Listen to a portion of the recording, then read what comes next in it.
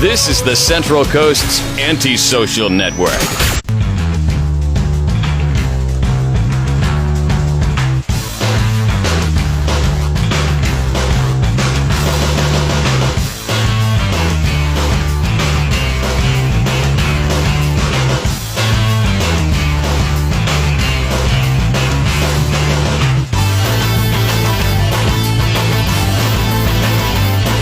Hey, good morning.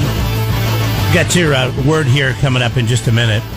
You hear this story about the woman that stole some artifacts from a town in Italy, and then she got back home. She was Canadian, and she started having all this bad luck, so she sent all the artifacts back. No. Yeah, apparently got in a car wreck. Some people got really sick in her family. She said it was dumb. She took some rocks and volcanic ash. And anyways, and after all that happened, she started having all kinds of bad luck. And she said that she had 2 bouts with breast cancer. And after that, that was enough. And so I was thinking, well, that could just be a coincidence, and I believe it is. I don't know if I believe in that kind of stuff. But I have been superstitious. If it works, I mean. I have been superstitious about something my whole life because of something that happened to me when I was about 7 years old.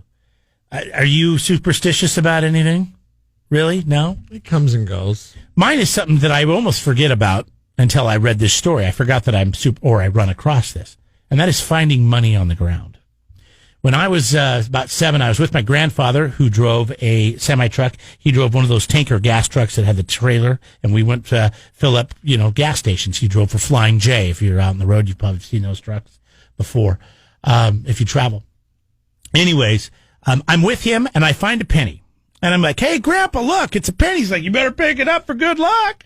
And we were at a gas station at the time, and he had pulled the hoses out. You've probably seen this happen. They pull the hose out, they hook them up to the big tanks, they put them in the ground, and they fill up the gas station. Oh, so he was a fuel delivery driver. Yeah, he was a fuel delivery driver. That's how you say it.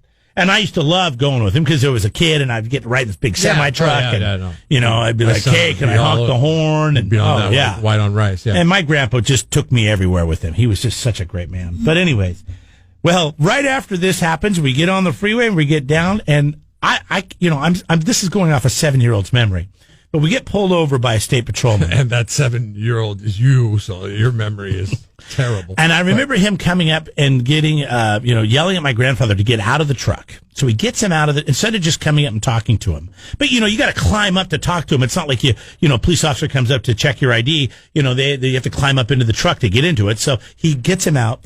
And I remember hearing him kind of going back and forth, and the officer being very blunt and loud. Mm-hmm. And the next thing I know, another officer came over and opens the door and says, get out of the truck. Gets me out of the truck. Oh. Now they have my grandfather in handcuffs, and I'm sitting there. Did you just make up a word? Handcuffs? Grandfather. My grandfather. Which grandfather works. Hold up. Grandfather actually works. That was an accident. See, I can't help it. These things just come out of me. I mean, I am just destined to be great. I'm going to start making grandfather the word for it's not easy. Your grandfather. Grandfather. Yeah, because you're grandpa you're and covering father. all bases. Your grandfather, yes. Okay, good. So my grandfather's in cuffs. Good. And they're yelling at me, kid, who is this guy? Who is this guy to you? And I'm like, he's my grandpa. What's his name? No, you say, he's my grandfather. What's his name? And I'm, grandfather. And I'm like, what's he look like? I'm like, Grandpa. You go, no, what's his real name? I go, Grandpa Dan. And they're like, all right. And where does he live? I go, in Parkland. And anyways, all this kind of stuff. And, I'm a little kid, so they can't ask me too much. Well, apparently there was some kind of kid trafficking thing going on with guys driving semi-trucks. Oh, really? And they were kidnapping kids. They were trafficking them across borders. I mean, wow, what a horrible day. So then that ends up happening, and we get on our way, and we're all just shaken up from it. I've been yelled at. He was yelled at. He was handcuffed. So now we're back in the truck. I think I was crying. So then I get back in the truck, and we go to our next stop because, like I said, it was enough gas to hit a couple of gas stations before you had to go refill, which was down in, like, the Tide Flats at Tacoma. But anyways. So we get to the next gas station. He starts pulling out the stuff there, and he doesn't get a good seal on. Now, you have to understand, my grandfather's been a gas delivery guy for probably 40, 50 years. He's never had a spill. He hooks up the hose, he turns it on, he goes to another hose, something had cracked a seal or something. We had fuel all over the ground. He had to put out the cones. We had to call in a fire department. I mean, it was, he could have been fined thousands back then, thousands and thousands of dollars, could have lost his job over this whole thing. It was just a real serious thing.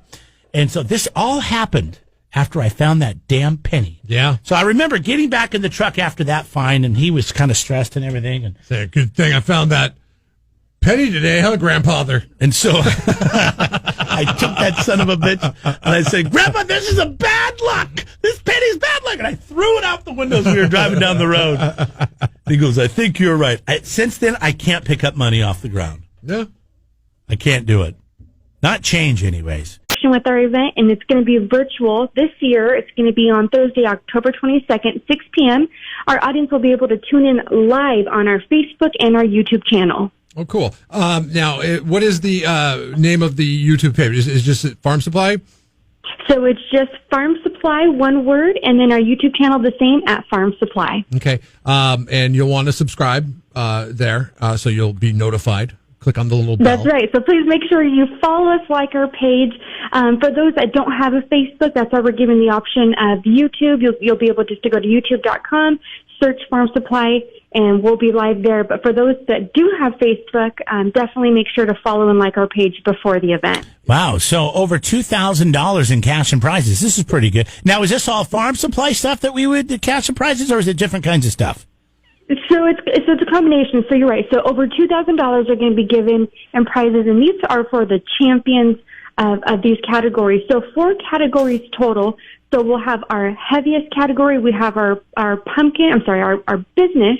Then we have our 4-H FFA, and then we have our youth 12 and under category.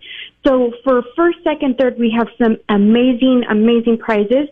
$750 for overall heaviest pumpkin of the contest. $500 for second place, $250 for third place. Our other 3 category winners are going to be receiving $200. Plus, our good friends at Poor Richard's Press have some amazing prizes, some apparel for our first, second, third overall winners as well. So lots of fun, great prizes. And I mean, who doesn't like to win some cash prizes? So this isn't about carving or decorating. This is about growing the biggest pumpkin you can grow. Pumpkin. Now, that's right. The bigger and the better. I took one ag class in high school because I don't know, it was the last thing I could take, and I learned about apples and how you have award-winning apples, and it was all about the shoulders and the dimensions. I mean, is a pumpkin contest kind of similar to that, or is it just the biggest, or is it also got to have some definition to it? So, of course, we're going to go based upon what the scale says, right? So we're looking for the heaviest pumpkin grown on the Central Coast. These growers have been going at it for the last 6 months. So about April is when they start planting their seed.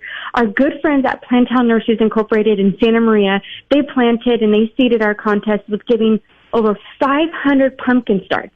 500 pumpkin starts to our community to see who could grow this giant pumpkin. I'm really excited to see that some of our entries already have said, yes, we got our pumpkin start from Farm Supply. They're entering it in the contest. So I'm really excited to see that. But like I said, 6 months is about the time frame it takes these growers to get it started from seed all the way to a giant pumpkin. Now, Diana, I got to ask you, because I grew some pumpkins last year, and I grew. It took really well, actually. I was actually surprised because I just did it in the front yard. But I mean, they were your standard sized pumpkins. Sure. What is the secret to getting these pumpkins to these, you're talking, 700 pounds sometimes? Steroids, Jeff. They're talking pumpkin 700, steroids. 800.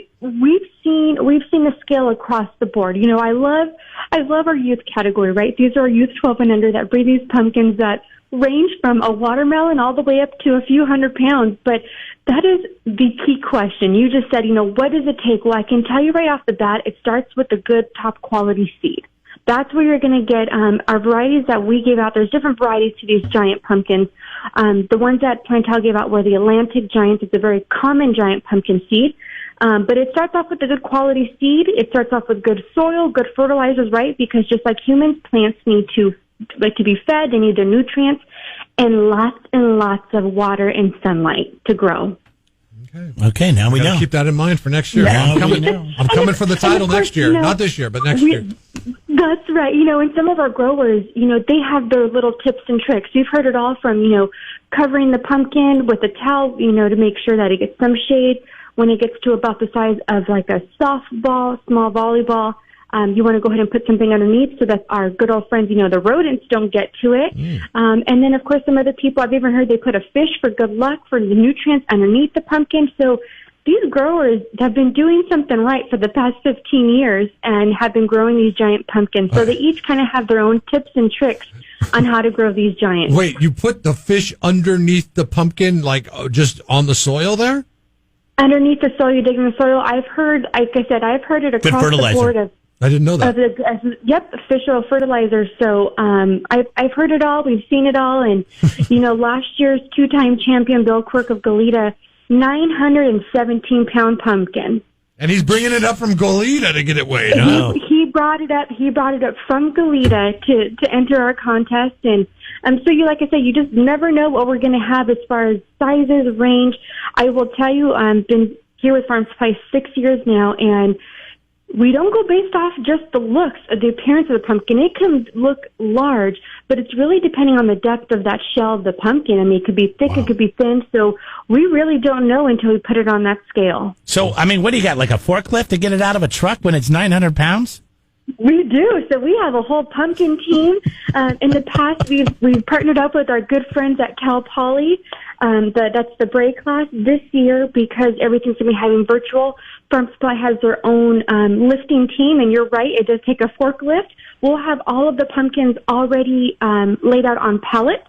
So when it comes time to beginning the virtual contest, all we will need to do is bring the forklift, get the pallet up, raised, put onto the scale, and then that magic number appears. There it is. All right, 6 o'clock, October 22nd. Like them on Facebook. Follow them on YouTube. Click on the bell on YouTube. It's Farm Supply's YouTube page. And then when you get that bell, when you click on that bell, you'll get a reminder on Thursday, October the 22nd, when they go live with the virtual Great Pumpkin Contest. And maybe you can glean some secrets for next year, and you can enter this thing, and you can win all kinds of Cation prizes. All right. Well, best of luck with this whole thing, Diana. Thank you so much. We're just excited, like I said, to continue in our tradition, bringing this ag awareness down, not even downtown anymore to San Luis, but just to the Central Coast. And we're excited. So tune in, like you said, October 22nd, 6 p.m. We're excited, and everyone will be able to enjoy it from the comfort of their home. Bring your snack. We will bring the giant pumpkin. 93.3 KZOZ.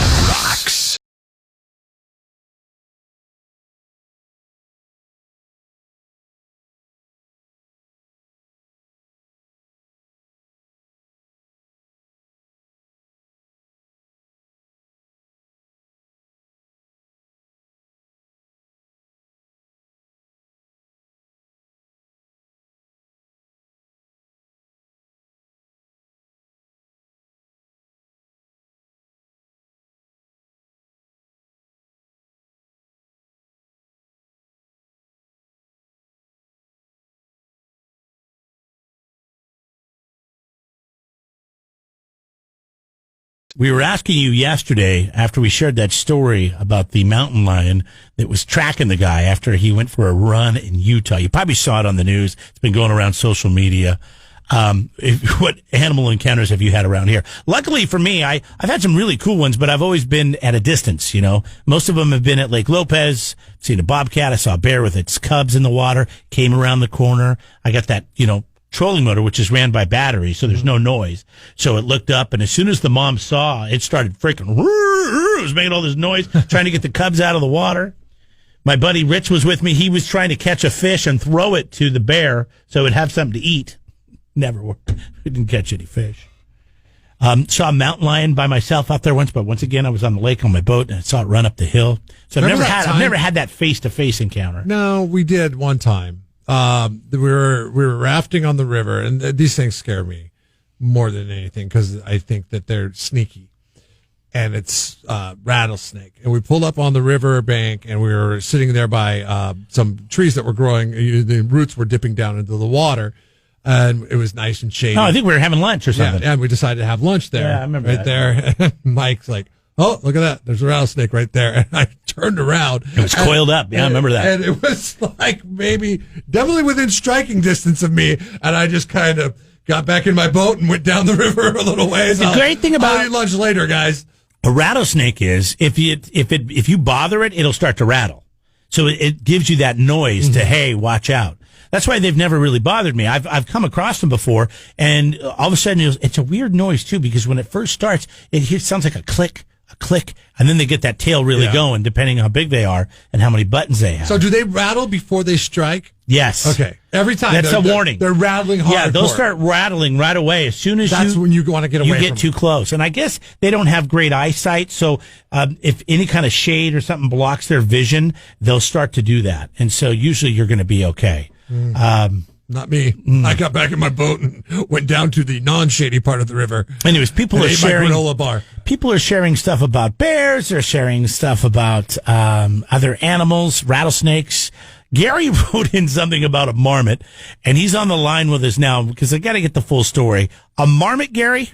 Well, you know what? I don't know if you're familiar with it, but Mount Dana in Yosemite, it's the second highest peak you can climb in Yosemite. Okay. It's actually like 13,051 feet or something. Yeah, Jeff, you've been to Yosemite, haven't you? No, I've never been to Yosemite. What park have you been to? Sequoia. Oh, you've been to Sequoia? Yeah. Okay, yeah, neither one of us have been to Yosemite, but anyways, you're up in the mountain, right? Yeah, and this is one of those ones, you park your car, you're supposed to get acclimated, but I don't think we ever did. And when you climb that high, you really got to be careful.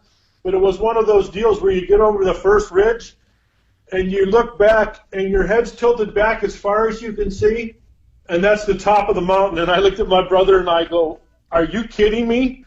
It was like 5 hours plus to get to the top. It says here, though, that you got into it with a marmot. I thought a marmot was like a skunk or a. Well, I think it's like in the squirrel or the rodent family, but this marmot, it was the biggest one I'd ever seen, and I've seen quite a few. I bet this thing probably weighed close to 30 pounds. That's a big cat. Yeah, and it was funny the whole way up, and we met a couple guys, and we were hiking with them. It was like shale all the way to the top. And it was weird, you have that feeling that something's watching you or around you. And I kept getting that feeling, and I go, man, this is really weird. And I look off to the side, and this thing's only about 10 feet away from us. And usually, Yosemite is one of these places where there's so many people there. It's like the squirrels are almost like your pets. Okay. I think this thing has no fear of people because there's so many people around here.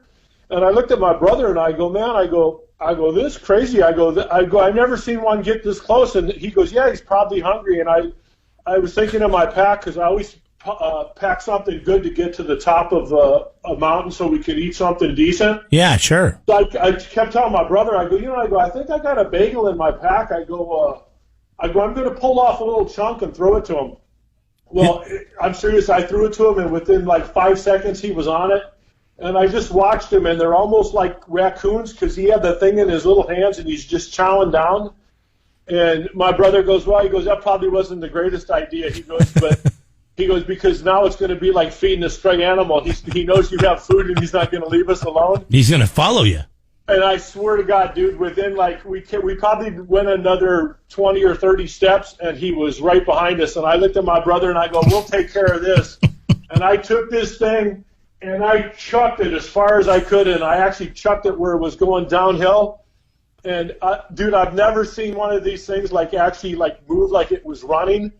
I mean, he was scrambling down the hill to get it. But it was funny. He got to it, and I actually saw a couple other ones tail off and go after it too. And after that, never saw him again.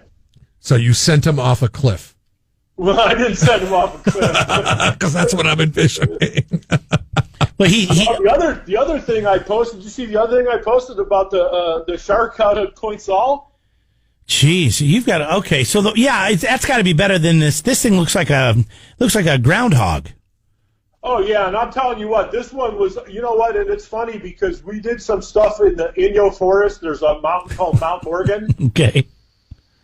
14,000 feet. We never even actually got to the top because the wind and the cold was so bad. It was actually the first time I ever hiked where we used snowshoes. And I mean, you actually had to use them. But there was a part in there where we were walking by these little tiny lakes, and there's all these bugs and there's all these fish jumping. And they tell you, and it's marked, you got to tree your food because of the bears. We had to tree our food, and we were so tired we could barely get our food down from the tree. We're doing wildlife encounters here. We'd be better off getting mauled by a bear. At least we'd have our bellies full. Oh, my God. So you said that marmot was 30 pounds. I've seen these before, and they were like 5 or 6 pounds when I've seen them. This one, I'm serious. This one was the biggest one I've ever seen. Yeah, gosh. That would be kind of scary. Well, I don't know. I think they might be like bears. I think they might do that thing in the winter where they hibernate, where they live off their body fat. Yeah. Oh, I see. Yeah, and I'm serious. When I looked at it, I looked at my brother and I go, man, could you imagine if that thing took a bite out of you? And I go, no thanks. I'll throw my bagel and let him chase it. Well, Gary, thanks for jumping on with us. Hey, no problem. Hey, I was the guy that wrote you that poem. Yeah, I know. Yes, I do. I do remember that too. All right, thanks, Gary. Take care. Okay, bye. All right, run in with a marmot. I don't think he's going to win anybody over on the mountain lion or the marmot. But he's right, though. You know what, though? I mean, if you're out there... if you catch the marmot at the wrong time of year, he is right. It does go into hibernation. They start entering the ground about this time of year, and they don't come out until April or May. So if you catch a marmot in the late summer, early fall, then you could catch them at peak weight, which I'm guessing, is when he probably fat and slow. Yeah, but I still don't want. But the thing is, take my chances. You don't want to get rabies stuck up on a mountain. You don't want to. They might have rabies or something else, and you don't want to catch that because you piss it off. But man, they're the cutest damn things you've ever seen. I mean, they get the little face and the little hands. This is why I choose to do my wildlife soaring. What is the TV series Aerial America? I get my wildlife through Aerial America.